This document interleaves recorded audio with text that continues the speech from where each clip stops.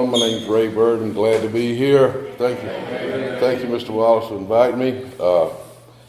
My sobriety date's May 1st, 1998. By God's grace, good sponsorship, and willingness on my part, I've only picked up one white chip. That's not everybody's story. You know, it takes what it takes. But there's nothing in the literature that says relapse is part of recovery. I was born in a little mill town about 40 miles from here called Irwin. I was the oldest of 3 kids. My father made moonshine, and my grandfather was a bootlegger. You shake our family tree, drunks are going to fall out on both sides. And unlike most people, I can't tell you about my first drink. When I was born, I was not able to use the bathroom right. My father went and buy the medicine. The country doctor in Irwin had my mama give me Schlitz in the morning and at night in a baby bottle. So I was fed beer twice a day as an infant. And I was kind of set up from then on, I guess. I don't know. But early childhood, I know today we were really poor. I didn't know it, but I just thought that's the way everybody was. My father was a really violent alcoholic. He used to beat on my mom real bad and beat on me a lot. I took a lot of whippings for my sisters because they were younger, and I was just handy, you know. And my mother left, and we moved from little town Irwin to Dunn, and the only thing separated these two little towns, they call it the Black River, but it should be Black Ditch, Black Creek, because it's only about 10 foot wide. But he found where we were living and kicked the door in. My mother had always worked 2-3 jobs as a waitress. My father worked in cotton mills, and he was a little guy. People knew him. His name was Herbert. Everybody called him Jinky. Never heard anybody called Jinky. But they said, if Jinky's drinking, stay away from him because he's crazy. And I don't know how many. I can't tell you because I was a kid. But his big thing was he would cut people. And he had a knife that he could shave with. And he really did cut a lot of people. But my mother left him. We moved from Irwin to Dunn. One Saturday morning, he kicks the door in. It tells my mother that he's going to take a nap, and when he get up, he might use the gun she got for him on her and her 3 kids. And folks, to my knowledge, that's the first time I ever remember my dad threatening to kill me and my sisters. Now, I'd seen him choke my mother out. My mother, we buried her. She had false teeth where he knocked them out. I'm telling you, it was bad. But she snapped, and he passed out, goes to bed. She puts me and my sisters in a car, takes us downtown Dunn. There's one theater, Saturday morning show, Westerns. Put us out, drives around the block, pawn shop. She goes in the pawn shop, tells the guy she wants to buy a gun. And he said, what you want a gun for? She said, I want to shoot Jinky. The guy at the pawn shop says he needs killing, but everybody's scared of him. She said, I want a gun. He said, well, what you want? She said, I got $25. That's all I got. She puts $25 on the counter. The guy reaches in the case, comes out with a 5-shot Saturday night special, 22. Puts it on top, says, I'll sell you this gun for $25. She said, I'll take it. And she said, I need some bullets. And he reaches in the case, gets a box of 22 shorts, put them up there, said, that'll be $1. She said, I don't have no money. I just gave you all the money I had. He said, you're a good customer. I'll give you the bullets. She said, I don't know how to load a gun. He said, I'll show you. The guy opens the box of bullets. He loads this 22 revolver. My mother picks up this 22 revolver, loaded, walks out the store. She leaves 45 bullets on the counter. She goes home where he is broke in, shot him 5 times, point blank.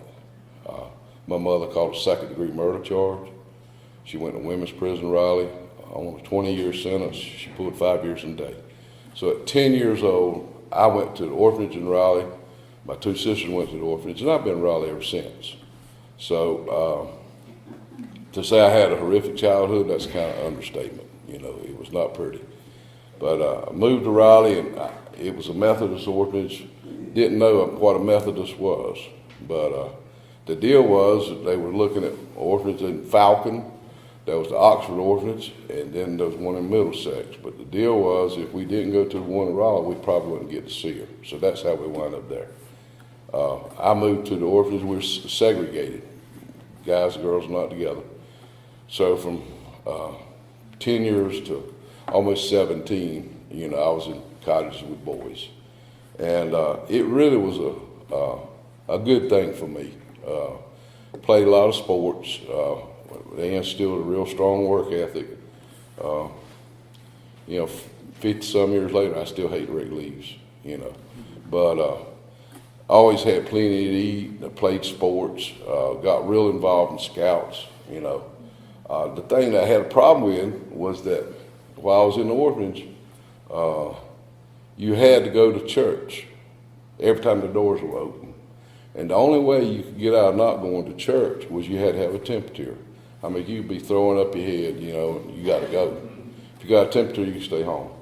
So at about 15 years old, I made a vow. I said, if I get where I'm old enough, I don't have to go, I'm not going to church anymore.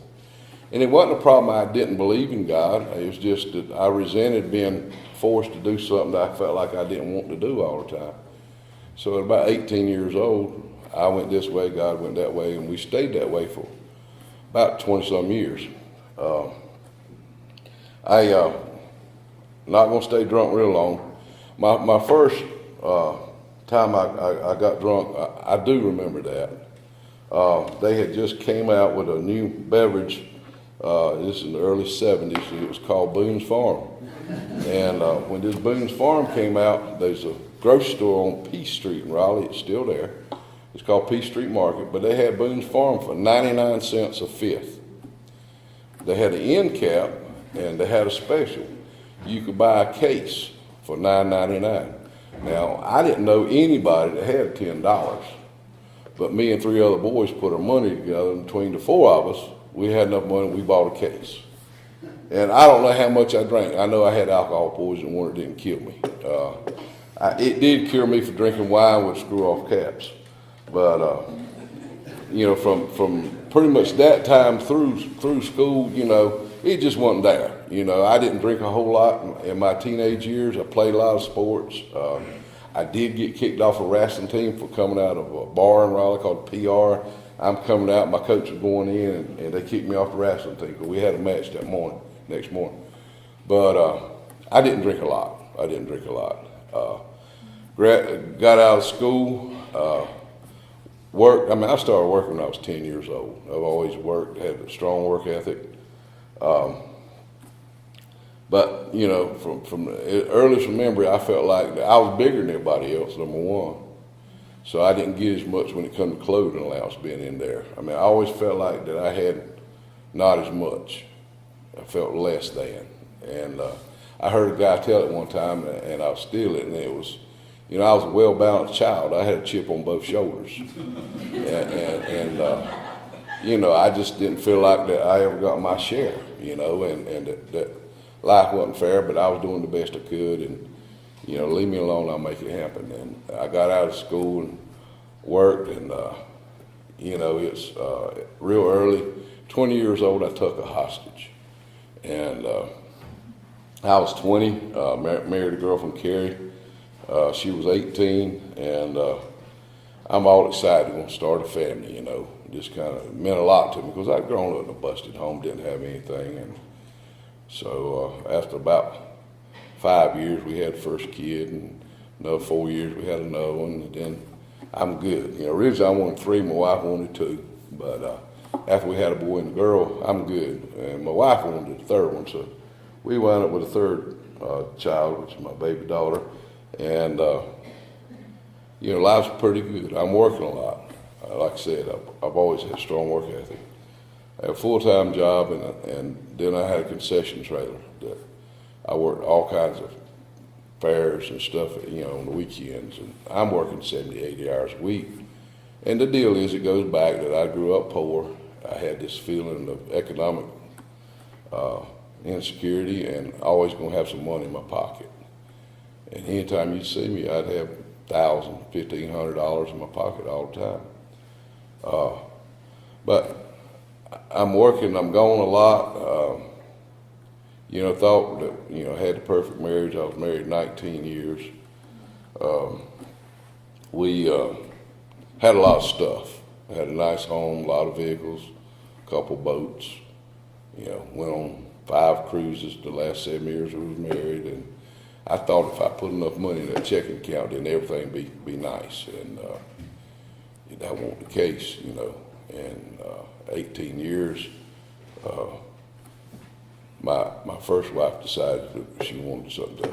Her space and freedom is what she called it. And prior to this, I had never been unemployed.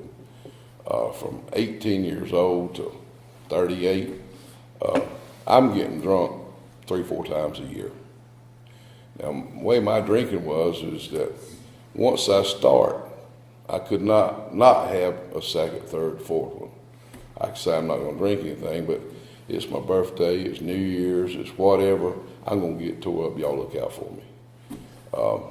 I never drank one. I never wanted one. And but my marriage went south, and 25 years ago, I'm paying $100 an hour for a marriage counselor. My ex wouldn't show up for the counseling, and they said, "You try to fix something she don't want to fix." And mentally, I think I about went crazy. I really did. And at that point, I started drinking every day. I don't blame my ex-wife. She never poured me a drink, But North Carolina at that time, men, the odds were 1 in 111 for a man getting three minor kids. But I had custody of my kids, and I'd get up, go to work, come home, fix supper, do homework, do a load of laundry. And once I get home, I'm pouring me a drink. And I tell you, I ain't have but one, but I'm pouring it in a quart cup. And I'm pouring about 4 inches of bourbon. I could go to the liquor store.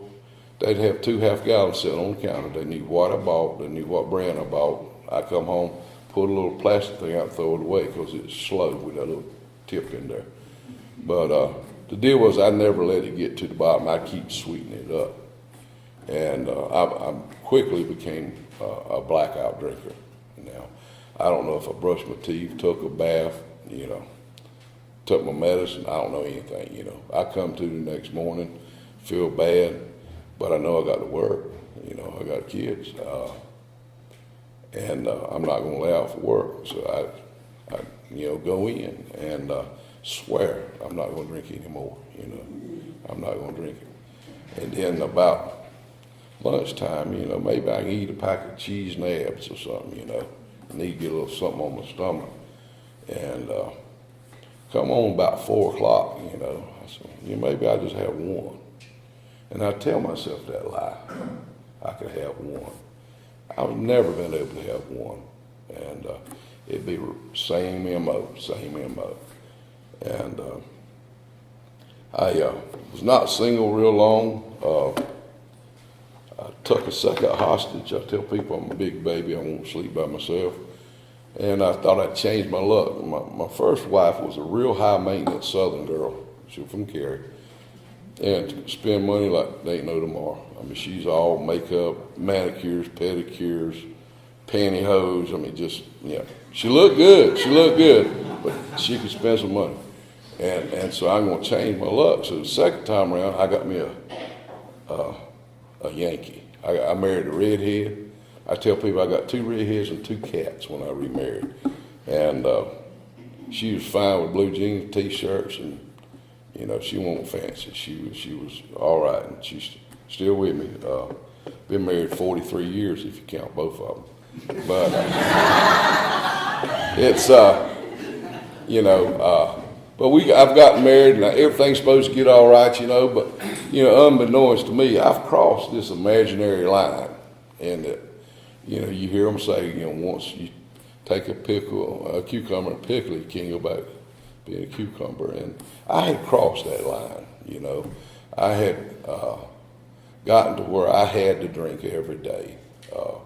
And I didn't look at myself as an alcoholic because I had a good job, made good money, didn't beat on my wife, didn't run around. And I come home and I deserved whatever I got, and that was my medicine, and I justified everything I'd done. And we've been married about 3 years, and my drinking has escalated, really bad. And the truth is I'm about to go through another divorce. And people don't talk about it much in AA, but when I came in, I couldn't admit I was alcoholic. I could tell you I had a drinking problem. I could tell you that my life was unmanageable. But to say I'm an alcoholic, my old man was an alcoholic, and I was never going to be like him. So I couldn't go into that. But when I remarried, I had gotten a stepdaughter, and my stepdaughter was dating a black guy. And I grew up Old South. I was never white supremacist, never Klan, none of that stuff. I worked with black people, had black friends, but I didn't grow up in a time where interracial dating. And my stepdaughter was dating a black guy, and he was a nice guy, but it was making me crazy. And I'd get to drinking, and it's like the more I drink, the more I had to say. And I was never physically abusive to my first wife, second wife, or my kids. But now I can be real verbally abusive. And you can hurt somebody with your mouth just as bad as you can with your fist. And once you say something, you can't untake it. You've said it, And so I'm about to, my home life, I'd get up in the morning, come to, didn't go to sleep, I'd pass out. I'd come to in the morning, the wife, 4 kids, 2 dogs, 2 cats, everybody's mad with me. And I don't know what I've done, I'm a good guy. And finally I go to my minister, and I had, about the time I remarried, I felt like my kids need some church. They need some religion. Not that I needed, but they did. And I'm the type of person where I'll do anything if I feel like you'll do it too, but don't ask me to do something I don't think you'll do. And I don't think I'm better than anybody, but I've never met anyone that I thought was better than me. And so I go to my minister and tell him that, what's going on, and he said, you need to talk to this lady, and he named this lady that was in our church. And I went to see her, and come find out she had an outpatient treatment program, and she talked to me a little bit and looked at my insurance card. She said, you got Blue Cross insurance, I'll accept whatever they pay as full payment, and you can come, it won't cost you a penny out of pocket. It's great, when can I start? She said, well, there's a catch. I said, what's that? She said, you got to go to AA every day that you're not here. And I said, for how long? She said, the rest of your life. I said, are you serious? She said, yeah. She said, believe me, you're qualified.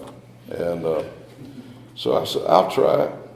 And so I came in on a Wednesday afternoon, 5:30 meeting in Raleigh. The club's called Camel Club, and the meeting's happy hour, which is kind of perfectly named.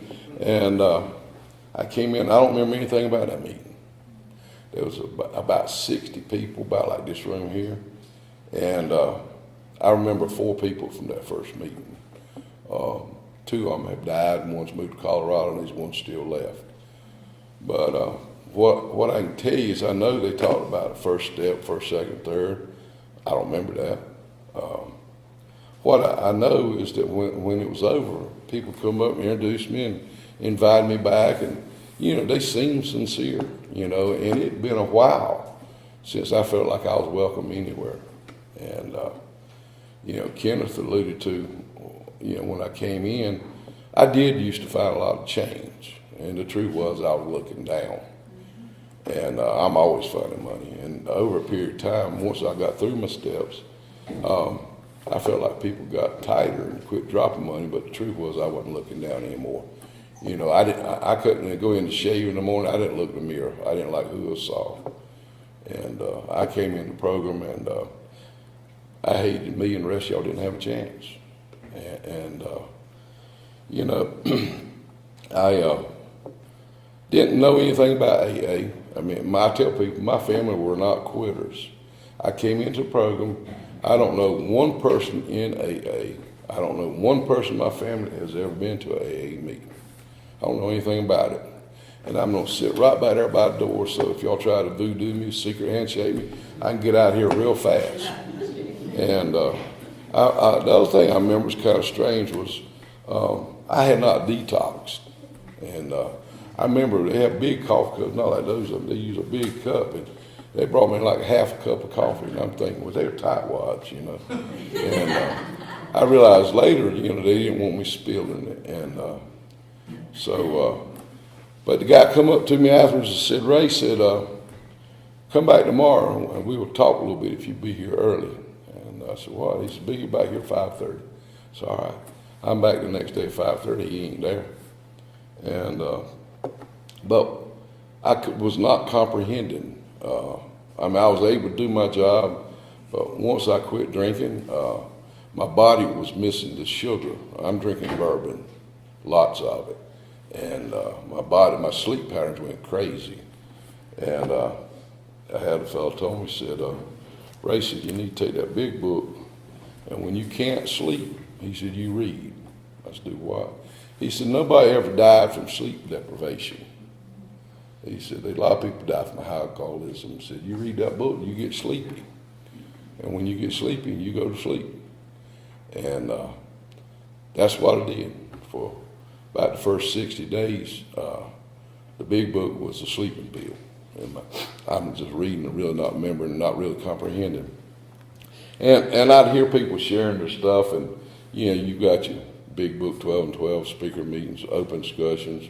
The speaker meetings was what helped me the most. And it didn't matter if it was male or female, whatever. I never had a speaker that I couldn't identify part of their story. And I always felt better.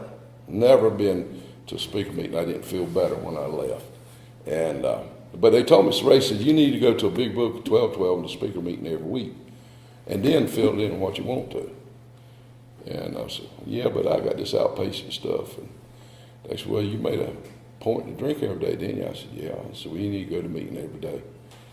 So I can tell you, the first 2 years, I didn't miss a day. I went to a meeting every day. It was a little bit different then than now. I mean, AA is still AA, but then you sit at the table with your sponsor. It wasn't like your sponsor's here and you're over there. You sit with them, and you go to every meeting they went to, and I think there was more respect. But what I was told in the beginning is, you're going to have questions. Everybody in this room knows how to get tore up. That we've all got master's degrees of getting tore up. Said, but you don't know anything about getting sober, staying sober, and being happy. And you're going to have questions. What you need to do is get your pad, and when you got questions, you write them down. So you come early, get somebody to talk to you, answer them questions. Or you be willing to stay late and get them to answer them questions. You can get answers to your questions, but during the meeting, you need to stay focused. You don't really need to share. The only time you need to share in a meeting is if you're about to take a drink, you need to rat yourself out. But if you're not about to take a drink, you need to shut up and listen. And I did what I was told. I can tell you, at 30 days, in the beginning I counted my days. At 30 days, I got up, pick up the 30-day chip, and it was special. 20-some years later, my 30-day chip is still my most special chip. I live less than 3/4 of a mile from the Camel Club, and I left the club and I cried like a baby all the way home. The deal was I was 43 years old, and I realized I hadn't had 30 days since I was 16. So at 30 days is when I got hope, and at 30 days is when I quit counting days. Whether I got 1,188 days or 922 or 118, I'm like, so what? This program's about hope, and it's about change. And we do it a day at a time. All of our literature starts with the word we, not I. And collectively, we've been able to do what I couldn't do by myself. I had tried. I tried switching flavors and times and all this stuff, and it didn't work. Once you cross that line, it's something I had to do. And I know I used to go into convenience store. When I came in the program, I was drinking 2.5 gallons a week. I ain't trying to, one up somebody, but I was drinking 2.5 gallons of bourbon a week. And I was smoking 2.5 packs of cigarettes a day. I was 43 years old. I had my first heart attack at 33. I had another one at 42. And I've left Wake Med and stopped at the Shell station, which is the first place you buy cigarettes, with ICU band still on me. I was hard head and couldn't do it. So I came into the program, and I was willing to try it. And my thought was, I'm going to believe y'all until I prove you lied to me. once I prove you lied to me, I'm not going to have anything else to do with you. I'm gone. And my experience has been, they tell you not to take people's inventory, but you better. Just because somebody has time don't mean they ain't crazy. You know, we have to pick and choose. And anything in life you want, if you can find a pattern or a recipe, you can achieve that. And that's what we have, steps and traditions and principles. And we've got printed instructions. If we'll get open-minded and follow these instructions to the best of our ability and get a sponsor to take us through these steps, we can see improvement. We can attain permanent sobriety. The key word is permanent sobriety, a day at a time. You know, if I tell people today, you know, they come in talking about a DUI they got 2 months ago, or they got court date 2 months down the road, and I'm like, look, that stuff will make you crazy. You know, 2 months ago was history. 2 months down the road is future. We live in today. And regardless of what comes up, you know, today we can handle it a day at a time. You know, I thank God every morning for another day. It's a gift. And I tell people that's why we call it the present. It was a gift from God, because we're not guaranteed tomorrow. And I look at life as, you know, every morning I wake up, I'm not coming to. Now I've got 5 cards. And some days I got a really good hand, some days it's okay, and some days that hand sucks. But you play the cards you got. And if he gives you another day tomorrow, you get to play another hand. And I've tried not to look back. You know, they told me not to forget your past, and there'll come a day when your past will become an asset. And I'm like, you crazy. And there's stuff in my past that when I do my 5th step, I'm going to have to take you out in the woods and shoot you, you know. But years later, there's nothing in my past I won't share with anybody in this room one-on-one. I don't air all my garbage in an open discussion, but one-on-one, anything I can help somebody with. You know, our responsibility statement says that we're to give back, and we're to share the hope. And you know, God's doing for me what I couldn't do for myself. And, you know, I came to believe. I started praying morning and night. And I told Kenneth, I said, you know, if I pray every morning, every night, I'll be a hypocrite. He said, that's okay, be a sober hypocrite. Pray anyway. And, you know, I pray like my life depends on it, because it does. It does. I tell people, if you go to McDonald's and order a cheeseburger and you don't like it, don't go to Raleigh and order one, because it's going to be the same, you know. Our programs are the same way. You know, if you don't like what you're getting, find somebody that seems to be reasonably happy, that's got some sobriety, and copy them. So how did you do it? Would you share with me how you handled this? And the folks will really help you, you know. Anytime it's recovery related, I've got great batting average. Now, if you want to start talking about fishing or women or money or something, they like to pull your leg a little bit. But the recovery, everybody's going to stay on point. And it's not about how much time we've got. Time is important. And you hear people say, well, time don't matter. I said, yeah, that's somebody that keeps relapsing. Time does matter. But what's important is that we're reasonably happy and that we give back. I came in and, you know, I didn't do nothing for anybody unless there was something in it for me. Or I felt like I had a marker on you. You owed me. And when I tell people when I'm alone, even today, a lot of times I'm in bad company. I'm a big baby. I don't have to be entertained, but I need to be around people. And if I'm in a funk, I'm feeling depressed, I find if I go help another alcoholic or just someone else that needs help, it'll get me out of that. And it's does wonders, you know. When I started doing esteemable things, my self-esteem improved. And I believe in karma, you know. I think everything in life goes full circle. I just don't know how big that circle is.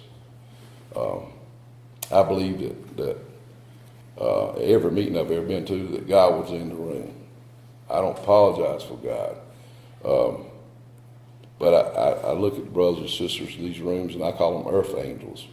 You know, we don't know who's got our message.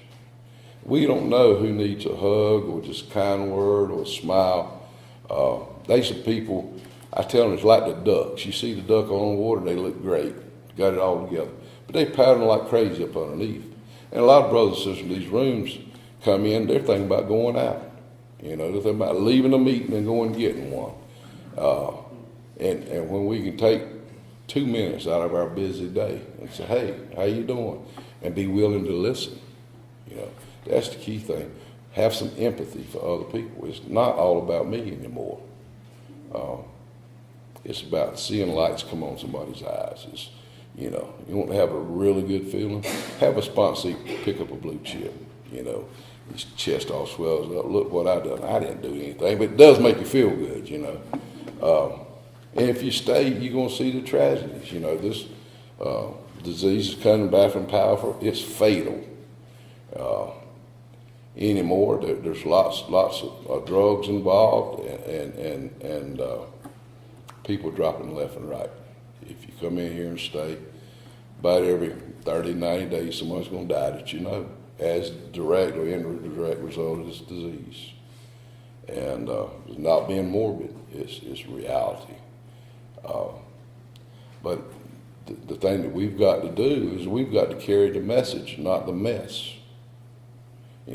We've got to share people how we were able to recover from a hopeless state of mind and body, and be willing to work with someone, have some empathy. It's not a matter of what we do in this room. Anybody can stay sober and behave an hour a day. It's the other 23 hours when you're not in here. How are you when you're not in here, when your sponsor's watching and you got your friends here? I started about 10 years ago making a point that anytime I was at a meeting, anybody I didn't know, I wanted to go up and say hello. I remember my first meeting, how good it made me feel for y'all to come up and say, hey, Ray, welcome, come back, we're here for you. I didn't remember your names, didn't remember your faces, but it made an impression, and it was a positive impression. This program has worked 83 years. It works as written, and a lot of us will come in and do what we need to do, go through the steps, and people say, hey, it takes us away. No, we just sobriety lost its priority. That's what SLIP is. I tell people we can put a man on the moon. We've done it 13 times. Everybody's got these iPhones. You can Google it. 13 times we put a man on the moon. But we cannot cure alcoholism. We get a daily reprieve. There is no cure. And I know that, I've not wanted to drink liquor in over 20 years. That obsession was removed. At 19 years, I quit smoking. At 13 months, I quit smoking. I had a cigarette in over 19 years. And prior to that, I had been hypnotized, acupuncture, 2 gums, 2 patches. Didn't work. 12 steps is how I quit a day at a time. Got rid of all the cigarettes, all the ashtrays, threw them away. They're not in the house. Threw the lighters away out of my vehicles. And I wouldn't tell you I quit. I just tell you I'm not smoking today. And I don't tell anybody that I'm cured. I do believe wholeheartedly that as long as I keep doing what I've been doing, I'm going to keep getting what I've been getting. And I like what I've been getting. I told you I've got 4 kids. My baby's 31. I got a son 39. They've all got degrees. None of them's ever been locked up. I can't say either one of that's me. I don't have a degree and I have been locked up. And I believe that your family most time does come back to you. It got at the end where my kids wouldn't have their friends over because they didn't know how Daddy was going to be. And they all have been to meetings with me. I know that they're all proud of me. And I think they have forgiven me. But do they forget? Nah, they truly don't. I've not had to drink liquor in over 20 years. And every year at Christmas time, one of them's going to say something about me turning over a Christmas tree. And it's been over 20 years since I've turned over a Christmas tree. So they really don't forget that stuff. It's a family disease, and you know, my sponsor told me one time, I won't ever forget it, said any fool can take an apple and cut it open and tell you how many seeds is in it, but nobody can take one seed and tell you how many apples is in it. So, folks in these rooms, a lot of you are going to be dead this time next year. But there's somebody in here that's going to get that seed, and you're going to put out a bunch of apples. And that's what we have to do. We have to go with the odds. And know that if this was for folks that need it, you know, we'd have 10,000 people here instead of 65, 70. You know, it's the people that's willing to do it. It takes willingness, it takes effort, and early sobriety is not easy. I tell people, I don't sponsor but one person at a time without a blue chip. And I tell folks that to me, it's like having a baby. Until they get a blue chip, you got a lot of crappy diapers to deal with. And it takes a lot of effort in early sobriety because it's real time consuming. And that's okay. But, you know, on down the road, we can have quite a few. But it's just a shame, you know. I won't ever forget, in early recovery, my first 5 sponsees all relapsed. I go to Kenneth, I'm not going to sponsor anybody anymore. He said, what you mean? I said, I'm a failure. He said, I don't understand. I said, Kenneth, I sponsored 5 guys. All 5 of them have relapsed. He said, have you had a drink? I said, no. He said, you're not a failure. He said, you can bring a horse to water, you can't make them drink. I said, yeah, but son, you want to drown them. It's by God's grace that we're all here. And we've been given grace and mercy rather than justice. I do believe that. I hope that I've been able to say one thing that'll help you in some way. But with sponsorship, I was able to learn to accept things I could not change. I was able to save my marriage because my acceptance got to where we get to be with whom we want to be with. It's not my business to pick who you're with, who you're with, who you're with. And I learned to grow, learned to stay open-minded, and I know that we're all God's children. We're not stepchildren, half-children, we're all His children. And He loves us all. And He'll forgive us, and we got to learn to forgive ourselves. And once I was able to forgive myself, I could start healing from within. Now, I had about 3 years sober. My son was in between sophomore and junior year of college, and he comes up, Dad, we got to talk. What we need to talk about is he talk face to face. I said, tell me what it is. I don't like surprises. And he said, no, we need to talk face to face. So he comes down, and I'm thinking, I said, he's got some girl pregnant. You know, that's just my mind where it went. I know that I'm going to be a granddad. And he comes up, and he said, I don't know how to tell you this any other way, so I just shoot right to the point. I said, okay, what's up? He said, I'm gay. I said, what? He said, I'm gay. And folks, I don't know anything about that. I told him, I said, David, I don't understand. I said, here's the deal. Yes, I love you, and it's not a conditional love. And it's going to take me some time. I am a redneck, and I might say something that's a little bit crude or something, but please forgive me. And I'll learn to work through this. And I did, and I have. I've accepted a lot of things that prior to coming to this program, had I not gotten okay with me, had I not reacquainted with higher power, had started praying on a regular basis, start doing the right things, I couldn't accept. I truly don't believe that I would be here. I'm not going to judge that. I was never one to want to kill myself, but I was doing it one drink at a time. And my sobriety has been just the opposite. It's one day at a time. And my home group is Sobriety First. We meet Tuesdays and Sundays at 7 o'clock.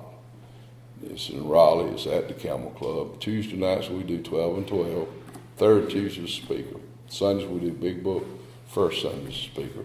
If If y'all ever up in Raleigh, please stop in and see us. Be happy to have you. Thank you for letting me share. You've been a great audience. Thank you very much.